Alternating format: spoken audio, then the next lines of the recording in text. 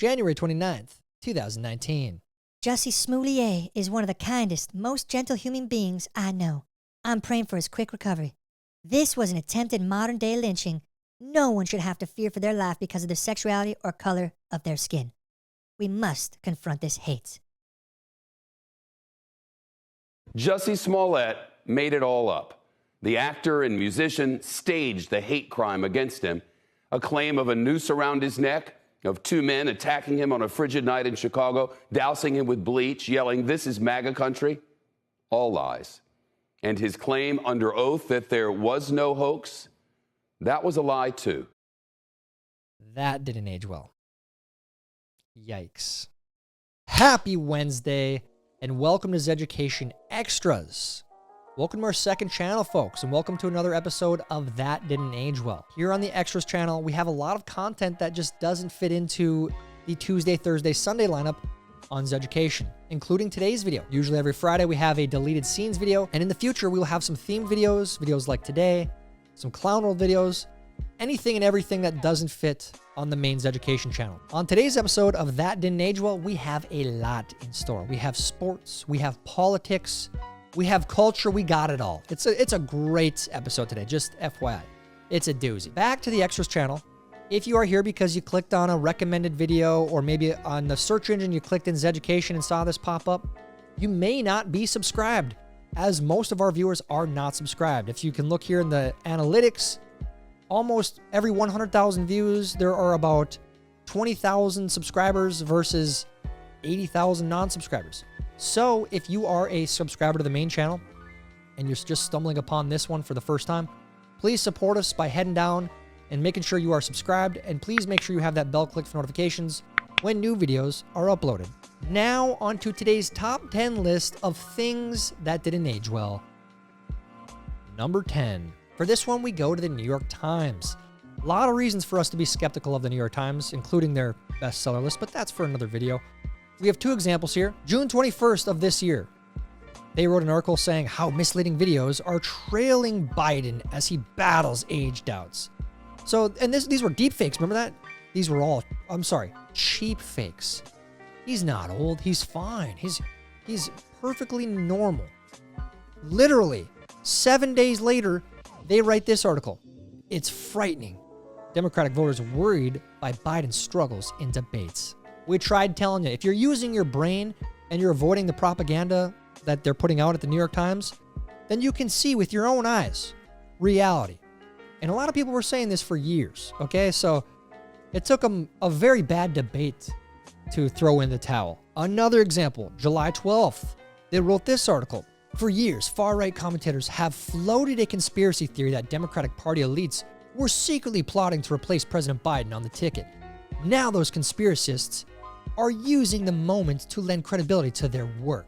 10 days later, here it is. Many elected Democrats announced their support for Vice President Kamala Harris to lead the Democratic ticket in the hours after President Biden stepped out of the race on Sunday. Where's the conspiracy? It literally happened. And they didn't even vote. There was no vote for Kamala Harris. They just shoved her in there without asking voters. They just gave them to... Got 0 delegates in 2020. Like, nobody liked her. But this is who they are forcing down their voters' throats. New York Times, it's amazing what you guys do. Keep it up. Please shore up your bestseller list as well. Number 9. We go to the WNBA for this one. This is kind of a hilarious one. Kind of an embarrassing one. I'm a little bit embarrassed for these players, but here are a few tweets that happened about almost 2 months ago now. Getting harassed at our hotel is where the line needs to be drawn. Some fans have no chill. Wow. Thank God for security. My teammate being harassed at our hotel is insane. Couldn't even step off the bus. Angel Race herself, finding out our team's hotel to pull with the camera as we get off the bus and put it in my teammate's face and harass her is nasty work. This really is out of control and needs to stop. So there was someone who put a camera in their face and harassed them. Well, there's actually video, and here's the video. You be the judge. Miss Carter, have you got a chance to reach out to Caitlin? Hey, man, come on with that. Relax. Have you got a chance to reach out to Caitlin? Trinity, have you gotten a chance? The basketball world wants to know if you've gotten a chance to reach out to her. Where's the harassment? You mean a journalist asking you questions? You're a professional athlete. You're supposed to answer questions for journalists because that's what they do. They cover your sport. Where's the harassment? Clown world. That's honestly embarrassing what that whole sideshow has been this year. Number 8. More conspiracies, this time from ABC News. Trump campaign seizes on misleading video to criticize Biden's mental state. Fact check. The edited New York Post clip said Biden appeared to wander off at G7 summit. It did appear that way. Don't believe your own eyes, though. According to ABC News, that was all fake. Not too long after, about a month later, White House guests recount concerns after seeing Biden weeks before debate. What we witnessed was troubling. Some guests at a White House concert in June say they had concerns about Biden. So everyone was having concerns, but you tried to make it into this conspiracy, make it into this partisan thing. You told people not to believe their own eyes. You guys are scumbags. Number 7. We go to the financial world for this one. We can't really have a list these days without Jim Cramer on it. Like, here's another one. I mean, there's endless examples of stuff like this, but here's one that really didn't age well. One company that seems to be immune because it's now the king of cyber, which is CrowdStrike. Now, they report June 4th. This company has yet to miss a quarter since it came public. George Kurtz, and they have a terrific business. That's the last remaining domino, and I don't think that domino is going to fall. Not long after, about a month later, down over $100 a share, almost 30%. To his defense, you can't really predict what happened, but, this happens repeatedly with this guy. It's really weird. I don't know how to explain it. Number 6, we go to a number of examples from one of my favorite Twitter accounts, Defiant Els, starting with Alex Soros, who tweeted, Democrats should refer to Trump as a convicted felon at every opportunity. Repetition is the key to a successful message, and we want people to wrestle with the notion of hiring a convicted felon for the most important job in the country. The foundation this guy runs literally calls for more hiring of convicted felons. Even one of the masterminds of the Democratic Party is having a tough time keeping his story straight. So most people don't care. Okay, they really don't. From Rob Reiner.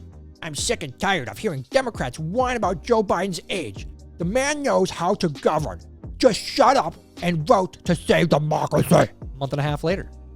It's time to stop effing around. If the convicted felon wins, we lose democracy. Joe Biden has effectively served U.S. with honor, decency, and dignity. It's time for Joe Biden to step down.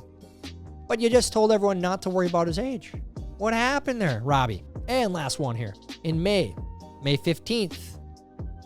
Breaking. President Biden has just accepted an invitation from CNN to demolish Trump in debate on June 27th. Let's effing go.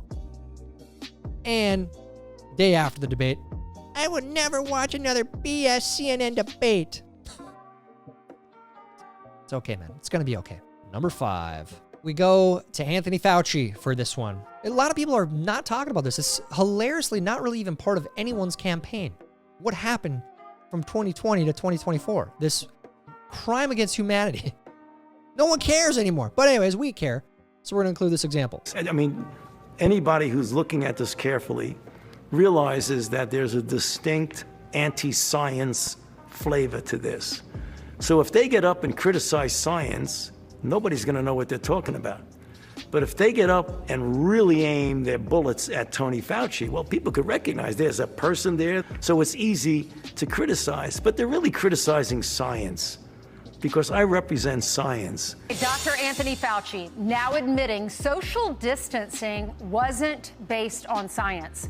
Fauci telling a House committee this week the idea, standing 6 feet apart, quote, just sort of appeared. The shocking admission comes nearly 4 years after statements like this. Every aspect of that ending the COVID outbreak in 30 days has some aspect of it of physical separation, whether that's avoiding crowds, whether that's staying 6 feet away from people, whether that's doing teleworking. All of it does that. That's our most important tool. Just is so upsetting because we went through so much during that period, and it seems like every time we learned something new from Dr. Fauci, it was all made up. I mean, didn't even have direction. There was no science there. I mean, the only answer to that is jail. Like, what a manipulative person. And speaking of masks and all that stuff, here's kind of a quick flip-flop from that in New York. I see individuals on a subway being terrorized by individuals in masks. It's a cause for great concern. We have images of people with masks that almost cover up their entire face. It's impossible to find these perpetrators. Mayor Adams is supporting the governor's possible ban, calling people who wear masks to harass subway riders and commit crimes cowards. In our transit system, people have hid under the guise of wearing a mask for COVID to commit criminal acts and vile acts. And I think now is the time to go back to the way it was pre-COVID, where you should not be able to wear a mask at protests in our subway systems and other places. I actually agree with that. I think it's a great idea, but don't you care about people's health? You know, don't you care about people getting sick? Number 4, Star Wars, one of the most popular franchises in the history of cinema and television. People love Star Wars. It's got a cult following. Star Wars fans love Star Wars. I am not a huge Star Wars fan, but I like the old movies. The older ones are good. The newer ones, you know, you start to see some cracks. I haven't been able to get on board. Recently, they made a series called The Acolyte. And before it came out, these were some of the interviews being shown. I want to ask you both, because this is, I would say, arguably the gayest Star Wars, I think, by a considerable margin. And are you excited about that? Are you Not bracing the gayest yourself? Star Wars. Not the It's pretty gay, let's be honest. That's what they said they were going to do. They were going to push this out there and make it a part of it. And people didn't like it. So bad that the lowest audience score got to 14%. People were not happy. You could find the most diehard Star Wars fans talking very negatively about this series. And I think most people, they don't really care. You're gay. Who cares? Literally, who cares? Whatever you do in your own home, nobody cares. But when you start putting it in as propaganda in literally everything and start saying, accept this or you are a bad person and you hate people, you're a bigot, then we got a problem, okay? Shut up. Just make good stories, make good movies. This, outside of a lot of that kind of propaganda you put in there, I've seen people criticize a lot of the storyline. Things where you have completely devalued other storylines, like the Anakin storyline. There's just a little bit that I have scratched on the surface. All of you Star Wars fans out there, what do you think? What is the most disappointing part about this series? And is the 14% justified? Let me know in the comments. Number 3, crazy one here. What happens when you give internet to a remote Amazon tribe? People who haven't grown up with internet. People who have to hunt and fish and gather still every single day, or they don't eat.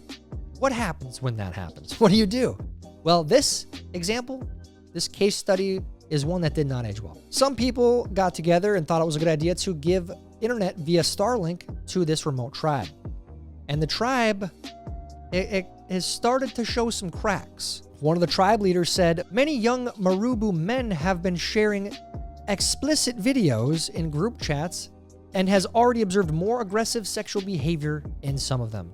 Going on to say, meanwhile, others say that they've fallen victim to internet scams, given that they lack digital literacy, while many youngsters are chatting with strangers on social media. I don't know what this means exactly, but maybe this case study is a good one just for all of us as a whole. Maybe these things that we get hooked on the internet detract from what we should be focusing on. Spiritual life, how we eat and food, how we manage our relationships in real life. I don't know. Interesting though. Number 2, many of you have seen the headlines that some of you may live in California where they recently made the minimum wage at fast food restaurants $20 an hour. Now, this has not aged well very fast. We've got headlines like this popping up all the time.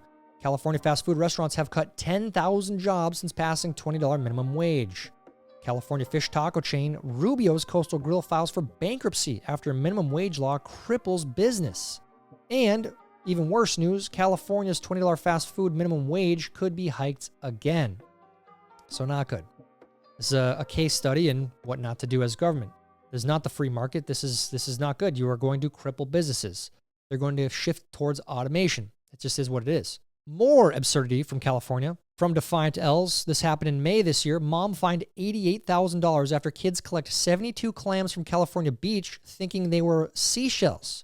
Ruined our trip. No kidding. You get fined $88,000 for picking up a few seashells or what you thought to be seashells at the beach just on a sunny, normal day that was supposed to be a happy day. The government dinging you for it. And here's what they also do. Mobs of looters are grabbing goods in California thanks to downgraded shoplifting laws. You can steal up to $950 worth of stuff and you just get to go. You get to walk free. That's what happens in California. Priorities, am I right? Number one. For number one, we have to make this number one. All of these people who said that Biden was in perfect health. These are all right-wing conspiracies. He is literally riding his bike every day. He's sharp. He knows what's going on. Here we go. This is what they are. This is what they did. He is sharp, intensely probing, and detail-oriented and focused. This is a man who is sharp, who is on top of his game, who knows what's going on. This guy's tough. He's smart. He's on his game. His mental acuity is great. This is a very sharp president. This is a man that's on his game. President Biden is absolutely fit. There's not a problem. He's sharp, he's fit, he's always answering questions. He is on the ball. He was sharper than anyone I've spoken to. He is sharp. He is on top of things. There's no doubt in my mind that the president is mentally fit for office. Biden has proven himself to have a strong memory. He's completely mentally sharp. He's at the top of his game. Amazing. Amazing. And then 1 to 2 weeks later, the shift. Amazing. They don't care about the truth. They don't care about informing their audience. It's all about the agenda. These news places, they're not news. We know that. How'd you do in today's video? Did you cringe? Did you laugh? Let me know in the comments because A, there's no laughing. No laughing in these times. And B, there's no cringing. Accept all this madness. Accept all this hysteria. Do what your TV says. Do what the news says. Take it as 100% truth. Obviously. Let me know what you think down in the comments. While you're down there, please like this video. Please help us get it recommended to others. And again, please make sure you are subscribed here on Zeducation Extras. We will see you tomorrow over on the main channel for a Try Not to Laugh episode. Hope to see you there. That's it for today's show. I'm Tyler Zed, and this is Zeducation. For the children. Idiots.